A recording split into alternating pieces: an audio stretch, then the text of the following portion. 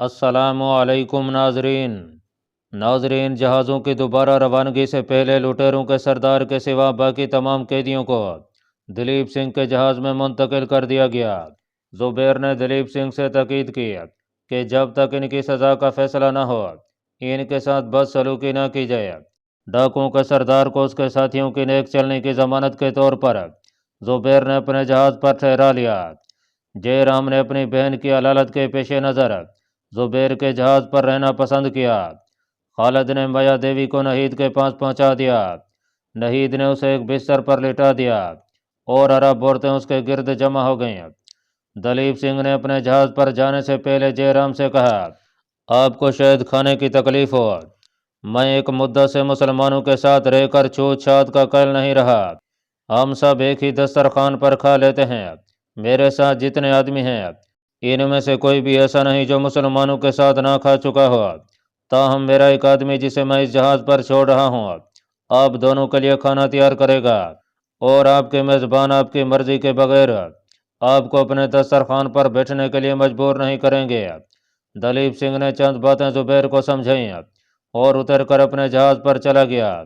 اس کے پہنچنے سے پہلے اس کے ساتھی اپنے کون دوستوں سے 5 سفید ریش لٹیروں کے سر، مونچھیں اور بھویں موڑ چکے تھے۔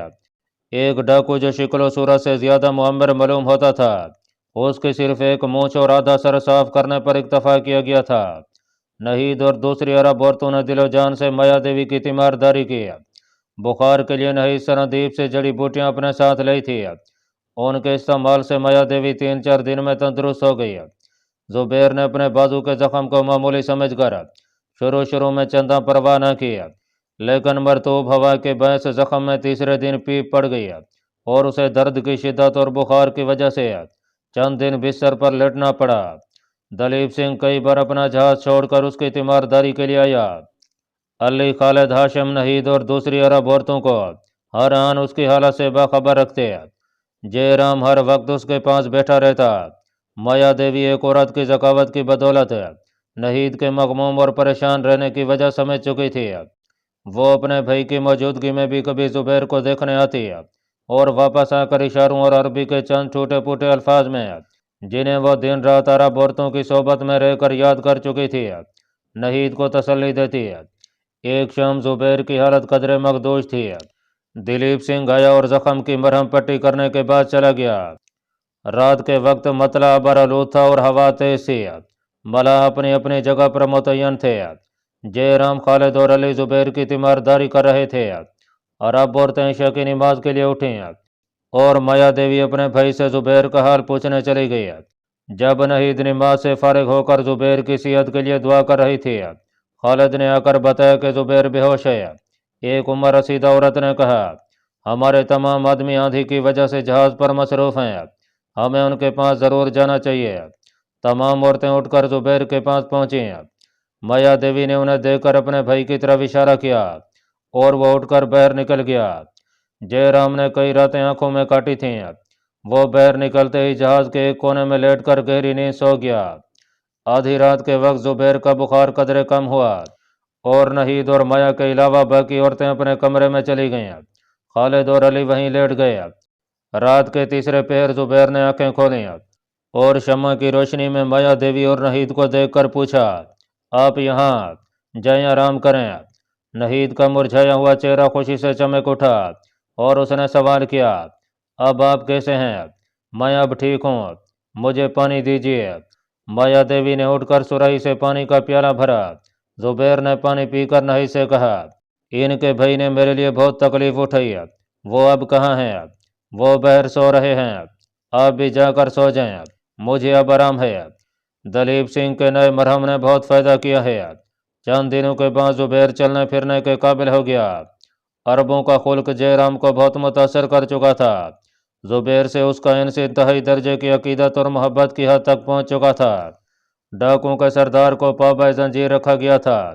اسے دونوں وقت کھانا پہنچانے کا کام علی کے سپرد تھا اور علی کو ہر وقت یہ فکر رہتی ہے کہ شاید اس کا پیٹ نہیں بھرا، اور ہر کھانے پر بوڑھے سردار کو علی کے اصرار پر 1-2 لقمے زیادہ ہی کھانا پڑتے۔ زبیر کا سلوک بھی اس کی توقع کے خلاف تھا۔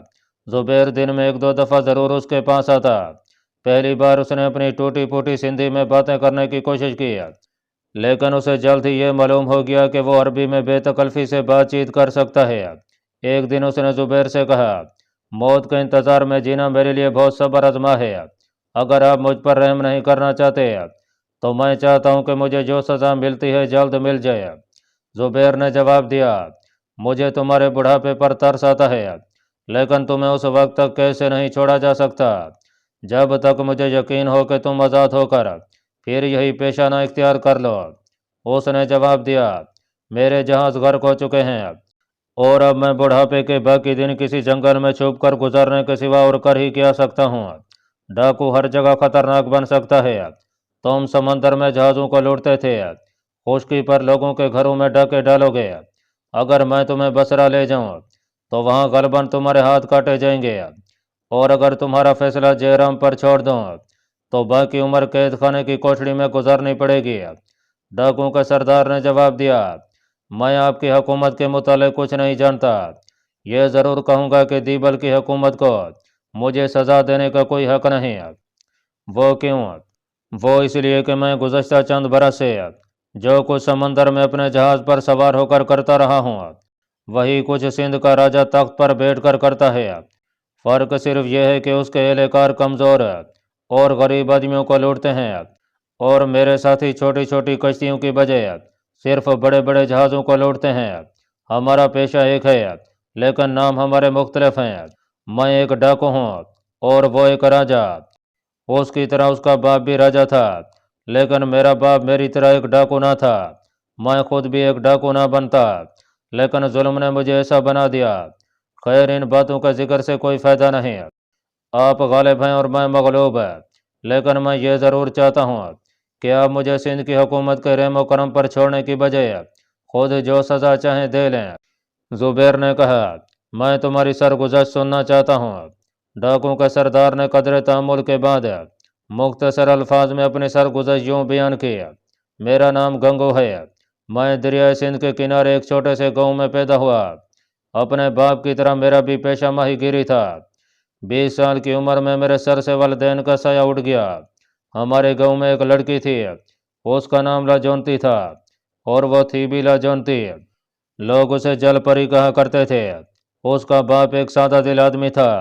बरसात में एक दफ़ा दरिया जोरों पर था, तो उसने शर्त लगाई कि मैं लाजो की शादी उसके साथ करूंगा जो तैर कर दरिया अबूर करेगा। हमारे गांव में अच्छे अच्छे तैराक थे, लेकिन बरसात में दरिया का बहाव देखकर किसी को पानी में कूदने की हिम्मत न हुई। मैंने यह शर्त पूरी की, और चंद दिनों के बाद मेरी और उसकी शादी हो गई। हम दोनों खुश थे और ज़्यादा वक्त कश्ती पर गुजारते थे।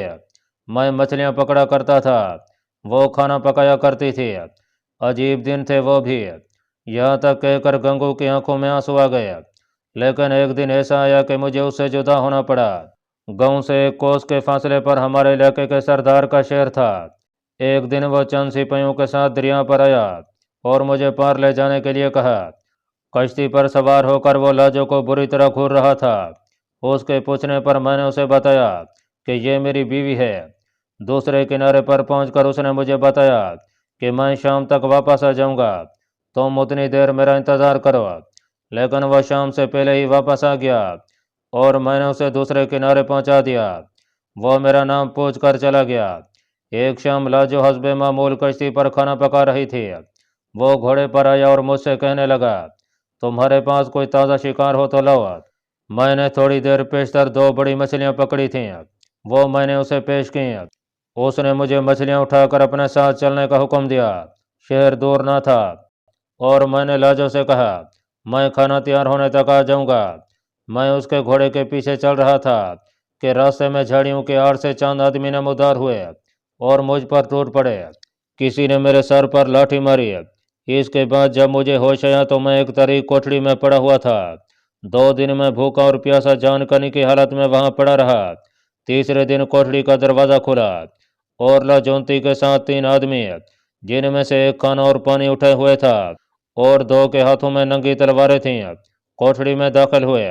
लाजो का रंग जर्द था और उसकी आंखें देखने से ऐसा मालूम होता था कि आंसुओं का तमाम जखीरा खत्म हो चुका है।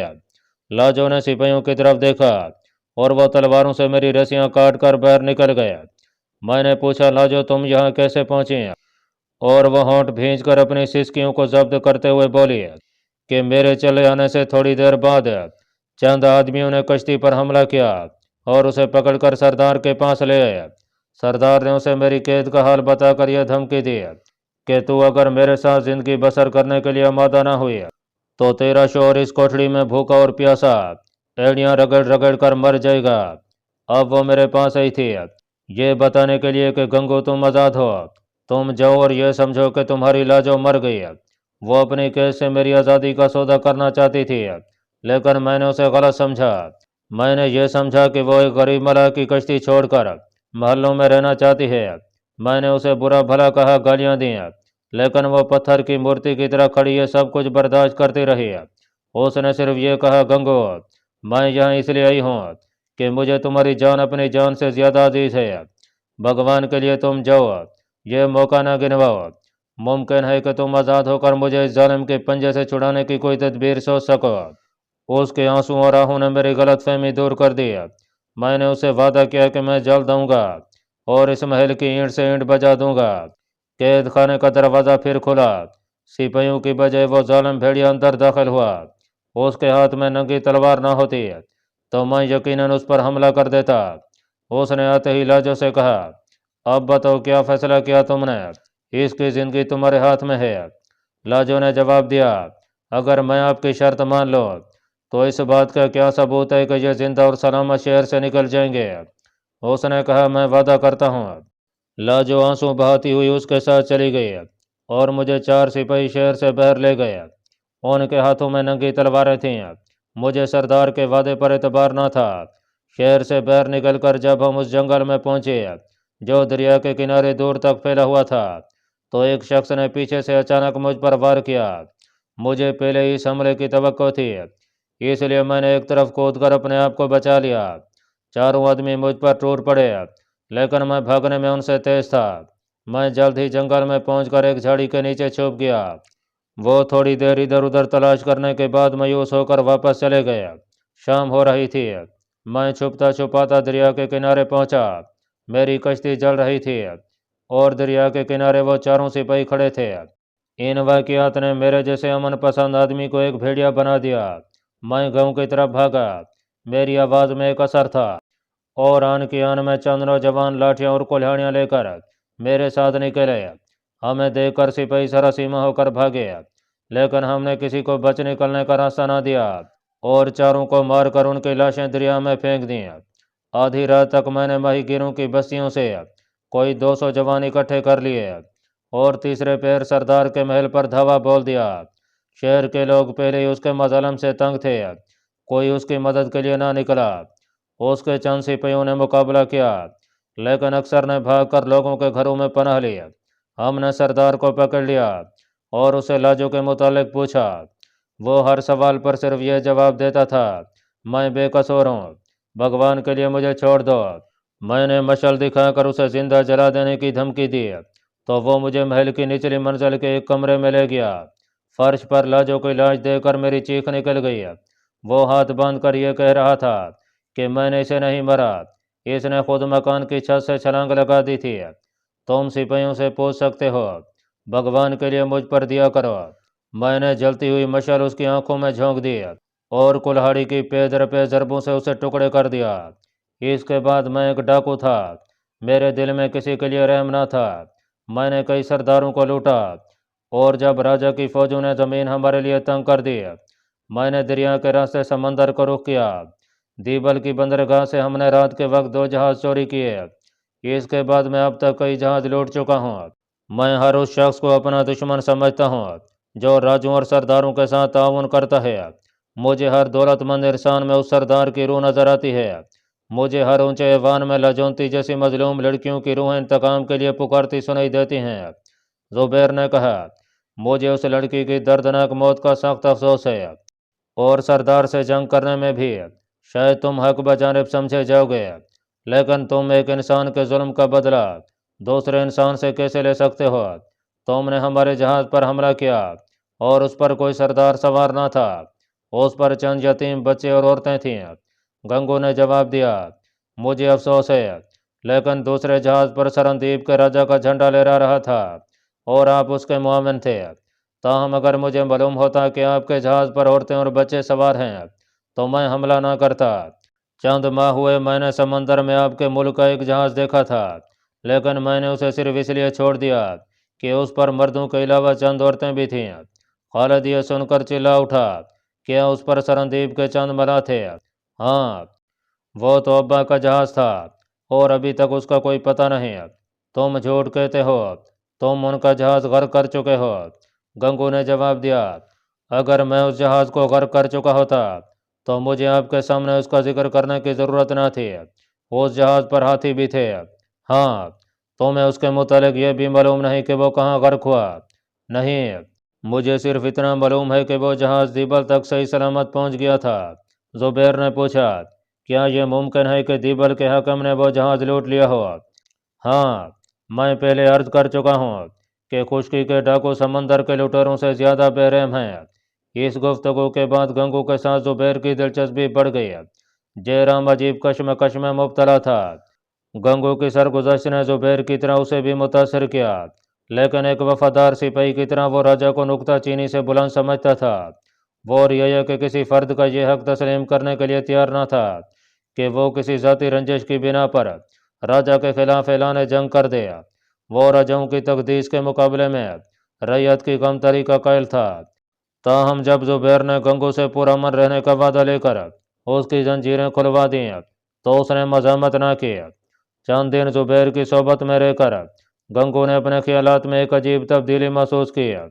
زبیر نے چند ملاقاتوں میں روم اور ایران کے خلاف مسلمانوں کی ابتدائی جنگوں کا ذکر کر کے اس پر یہ ثابت کر دیا تھا کہ دنیا میں صرف اسلام ایک ایسا نظام پیش کرتا ہے جو جبر و استبداد کی حکومتوں کا خاتمہ کر سکتا ہے۔ گنگو ایک ڈاکو کی زندگی اختیار کرنے کے بعد سماج کے تمام مذہبی عقائد سے کنارہ کش ہو چکا تھا۔ اس کے لیے دنیا ایک وسیع جھیل تھی جس میں بڑی مچھلیاں چھوٹی مچھلیوں کو نگلتی ہیں۔ مسلمانوں کے ساتھ اس کی ہمدردی کی پہلی وجہ یہ تھی کہ وہ روئے زمین کی بڑی مچھلیوں کے خلاف برسر پیکار تھے۔ ایک دن زبیر نے اسے سمجھایا کہ تم ظلم کے خلاف جنگ کرنا چاہتے ہو۔ جس طرح کئی بے گناہ ان کے ظلم کا شکار ہوئے ہیں، اسی طرح کئی بے گناہ تمہارے ظلم کا شکار ہوئے ہیں۔ لیکن ظلم کے مقابلے میں حق و انصاف پر لڑنے والے انسان اپنے حریف کی تلوار کوندھی نہیں کرتے بلکہ اسے ہمیشہ کے لیے چھین لیتے ہیں۔ گنگو نے متاثر ہو کر پوچھا، کیا میں بھی آپ لوگوں کا ساتھ دے سکتا ہوں؟ زبیر نے مسکراتے ہوئے جواب دیا، ایک ڈاکو کی حیثیت سے نہیں، ہمارا کام بھٹکے ہوئے قافلوں کو لوٹنا نہیں بلکہ انہیں سلامتی کا راستہ دکھانا ہے۔ وہ انسان جو خود ایک غلط مسلک پر کار بند ہو ایک صحیح اصول کا لمبردار نہیں ہو سکتا۔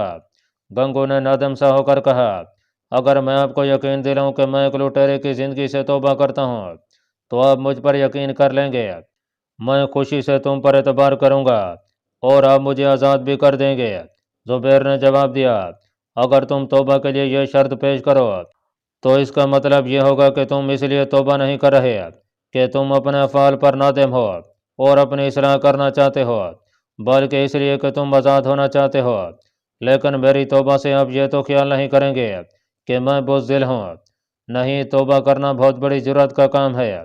تو میں آپ سے ایک ڈاکو کا پیشہ ترک کرنے کا وعدہ کرتا ہوں۔ مجھے تم پر یقین ہے اور اگر تم اپنے ساتھیوں کی ذمہ داری لینے کے لیے تیار ہو تو میں تم سب کو آزاد کر دوں گا اور جس جگہ کہو تمہیں اتار دوں گا۔ گنگو نے جواب دیا، میرے ساتھیوں نے صرف میری وجہ سے یہ پیشہ اختیار کیا تھا۔ ان میں سے اکثر ایسے ہیں جو میری رہنمائی کے بغیر ایسی جرات نہیں کر سکتے۔ اگر آپ انہیں سندھ کے کسی غیر آباد ساحل پر اتار دیں وہ پھر ماہی گیروں کا پیشہ اختیار کر لیں گے۔ وہ مدت سے میرے ساتھ ہیں اور انہیں کوئی پہچانے گا بھی نہیں، لیکن ان میں 4 آدمی خود سر ہیں۔ ان کے متعلق میں آپ کو یقین نہیں دلا سکتا۔ مجھے خود اپنے اوپر اعتماد نہیں۔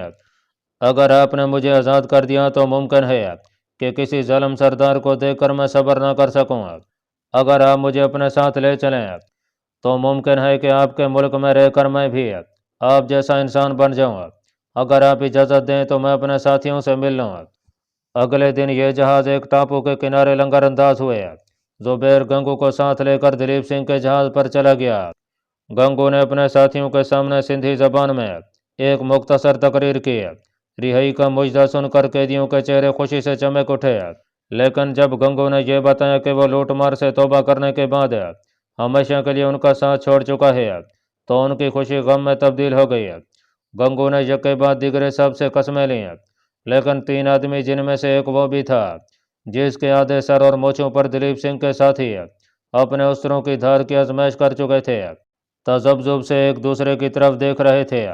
گنگو نے ان سے مخاطب ہو کر کہا، کالو، واسو اور موتی تم میرے ساتھ رہو گے۔ اس کے بعد اس نے زبیر سے مخاطب ہو کر کہا، میں ان کے پرامن رہنے کی ضمانت دیتا ہوں۔ زبیر نے دلیپ سنگھ سے چند باتیں کرنے کے بعد قیدیوں کی زنجیریں کھول دینے کا حکم دیا۔ کالو، واسو، موتی اور گنگو زبیر کے ساتھ دوسرے جہاز پر چلے آئے۔ واسو کا عجیب و غریب حلیہ دیکھ کر تمام عرب اس کے گرد جمع ہو گئے۔ علی نے بے اختیار ایک کہا لگایا۔ شام کے وقت خالد نے زبیر سے کہا کہ نہید کا خیال ہے کہ گنگو کو ابا جان کے جہاز کا علم ضرور ہوگا۔ وہ بذات خود گنگو سے چند سوالات پوچھنے پر اصرار کر رہی ہے۔ پوچھنے میں کوئی حرج نہیں، جاؤ اپنی بہن کو لے آؤ، میں گنگو کو بلاتا ہوں۔ دلیپ سنگھ نے گنگو کو بلا لیا اور نہید کے ساتھ مایا دیوی بھی آ گئی۔ نہید کے چہرے پر ایک سیاہ نقاب تھا۔ اس نے مایا دیوی کے کان میں کچھ کہا اور مایا دیوی کے اس بات میں سر ہلانے پر اپنا ہار اتار کر اس کے ہاتھ میں دے دیا۔ مایا دیوی نے ہار گنگو کو پیش کرتے ہوئے کہا، آپ نے چند دن قبل ان کے باپ کے جہاز کا ذکر کیا تھا، اگر آپ ان کے باپ کا پتہ لگا سکیں تو یہ آپ کا انعام ہے۔ گنگو نے رنج و ندامت سے ابدیدہ ہو کر یک کے بعد دیگر خالد اور زبیر کی طرف دیکھا اور پھر نہید سے مخاطب ہو کر کہا، بیٹی میں اتنا گرا ہوا نہ تھا۔ نہید نے اس کے آنسوں سے متاثر ہو کر کہا، آپ کو غلط فہمی ہوئی، مجھے آپ پر شک نہیں، میں صرف یہ چاہتی ہوں کہ آپ ہماری مدد کریں۔ اس کے لیے مجھے ہار دینے کی ضرورت نہ تھی، میں زبیر کے احسان کا بدلہ نہیں اتار سکتا۔ اگر کوئی لٹیرا اس جہاز کو لوٹتا تو مجھے ضرور معلوم ہو جاتا، لیکن مجھے شک ہے کہ وہ جہاز دیبر کی بندرگاہ کے آس پاس شہر کے حاکم نے لوٹا ہے۔ نہید نے کہا، میرا دل گواہی دیتا ہے کہ میرا باپ زندہ ہے۔ گنگو نے جواب دیا، اگر وہ زندہ ہے تو سندھ کے کسی ایسے قید خانے میں ہوگا جہاں سے لوگ موت سے پہلے باہر نہیں نکلتے، لیکن میں اس کے سراغ لگانے کی ذمہ داری لیتا ہوں۔ اگر ان کا پتہ مل گیا تو میں مکران کے حاکم کے پاس اطلاع بھیج دوں گا۔ یہ کہہ کر وہ زبیر سے مخاطب ہوا، آپ مجھے دیبل کے آس پاس اتار دیں اور جیرام اگر میری مدد کرے تو میں بہت جلد ان کا پتہ لگا سکوں گا۔ مایا دیوی نے کہا، میں اپنے بھائی کی طرف سے تمہاری مدد کا وعدہ کرتی ہوں۔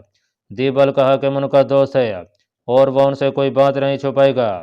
گنگو نے کہا، حاکم کسی کے دوست نہیں ہوتے اور دیبل کے حاکم کو تو میں اچھی طرح جانتا ہوں۔ وہ یہ کہہ کر زبیر سے مخاطب ہوا، آپ دیبل کی بندرگاہ پر ٹھہرنے کا ارادہ رکھتے ہیں؟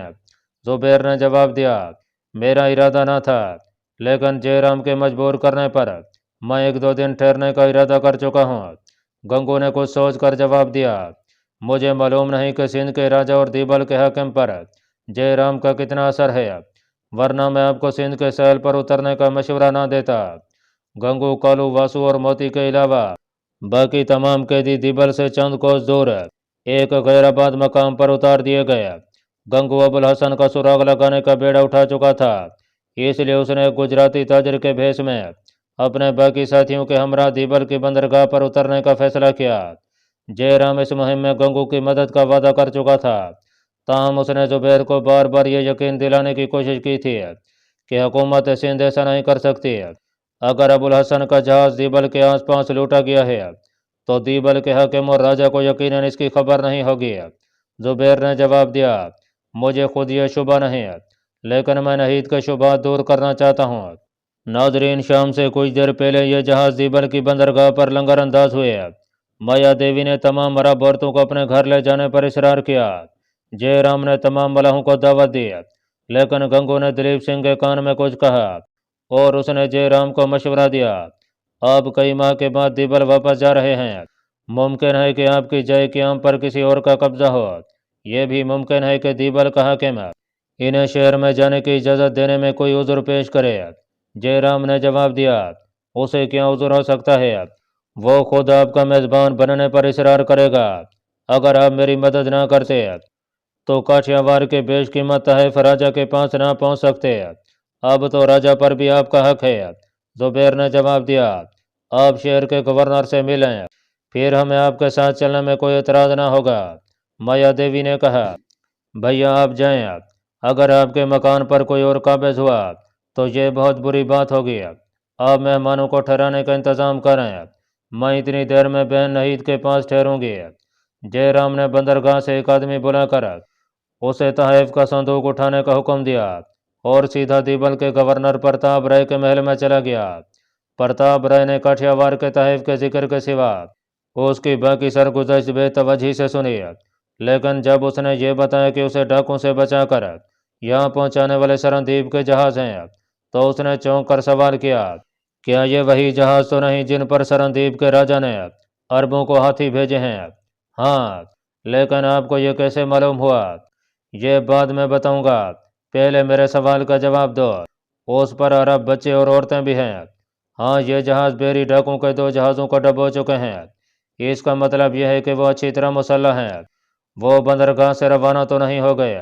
नहीं, मैं मुसाफिरों को अपने पास 1-2 दिन मेहमान रखना चाहता हूँ।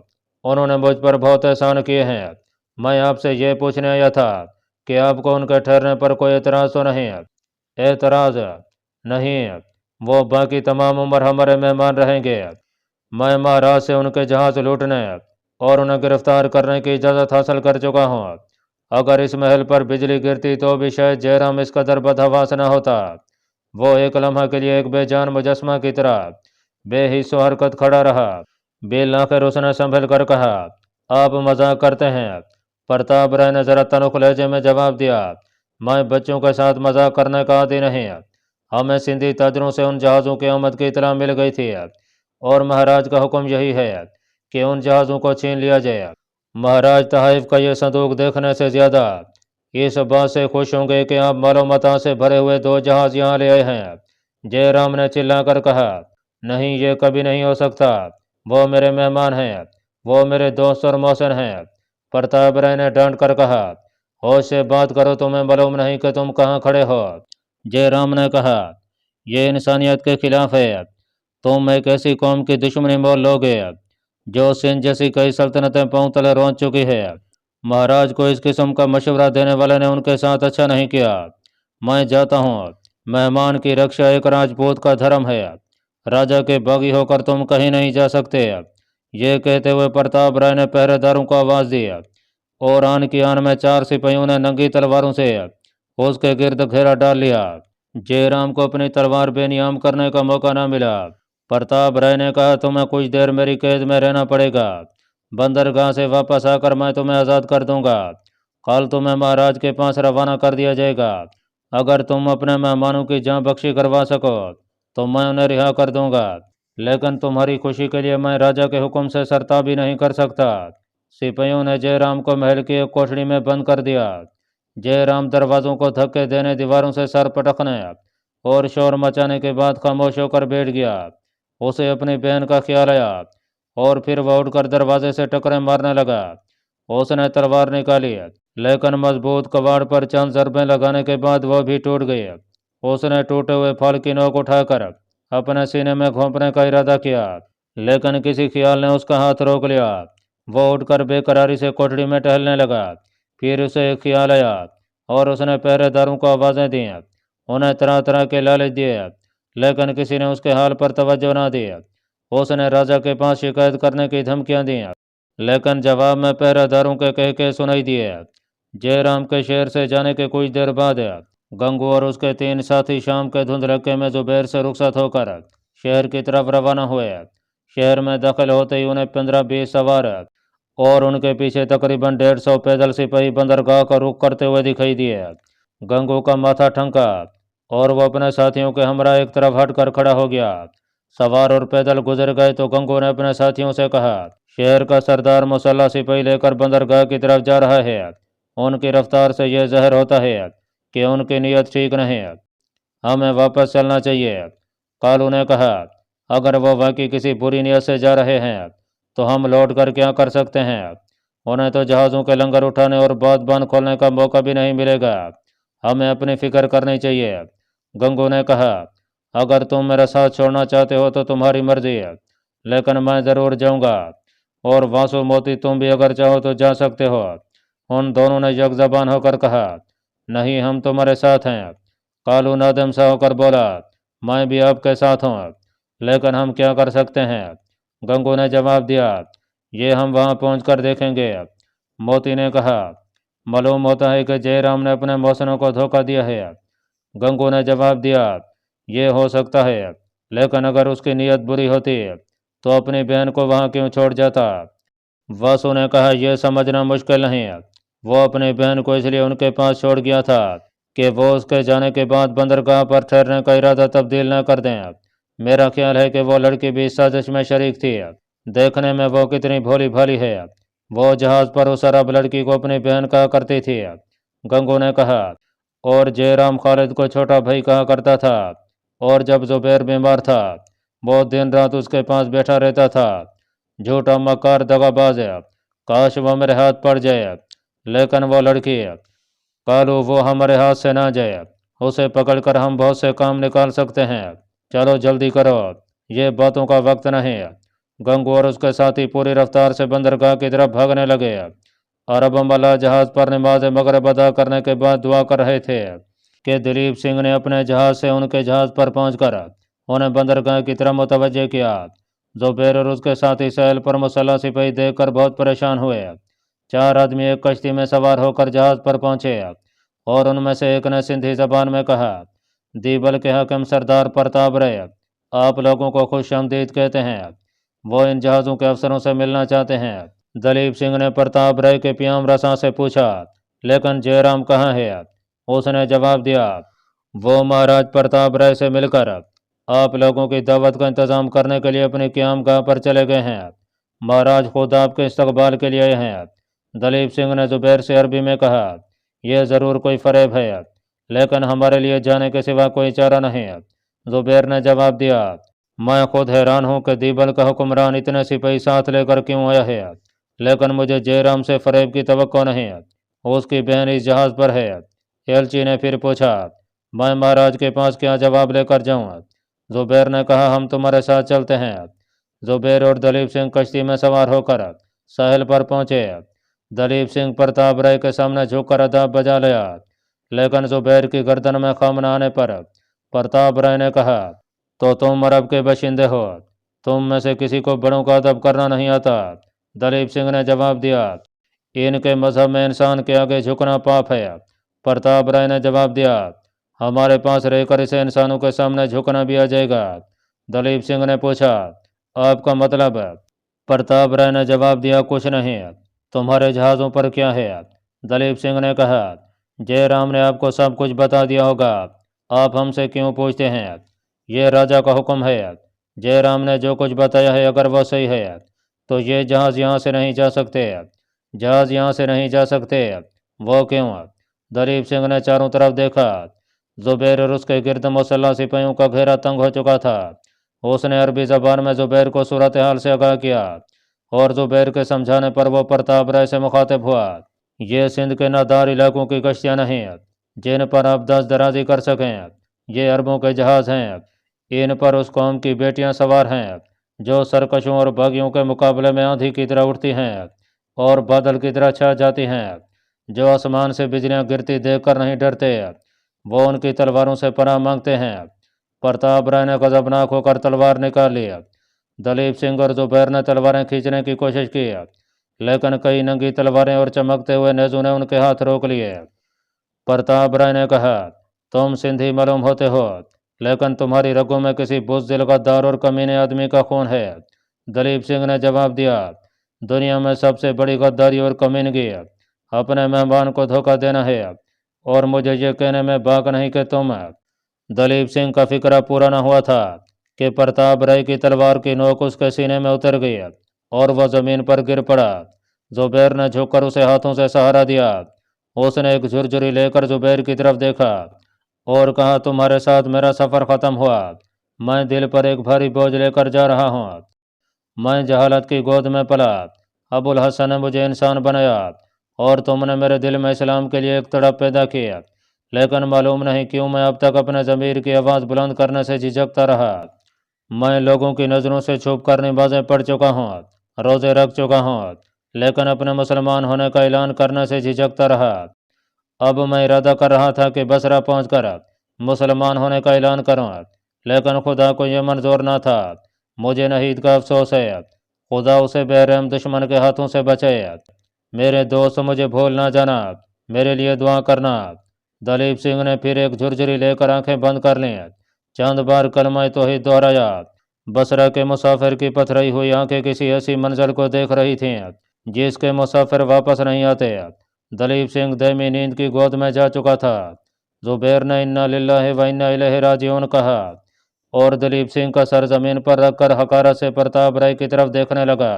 سپاہی کشتیوں پر سوار ہو کر تیر برساتے ہوئے جہازوں کا رخ کر رہے تھے اور جہازوں سے تیروں کا جواب تیروں میں آ رہا تھا۔ زبیر کے لیے فرار کی تمام راہیں بند تھیں۔ پرتاپ رائے کے اشارے سے 8-10 سپاہی اس پر پل پڑے اور اسے رسوں سے جکڑ کر زمین پر ڈال دیا۔ زبیر حسرت سے اپنے جہازوں کی طرف دیکھ رہا تھا۔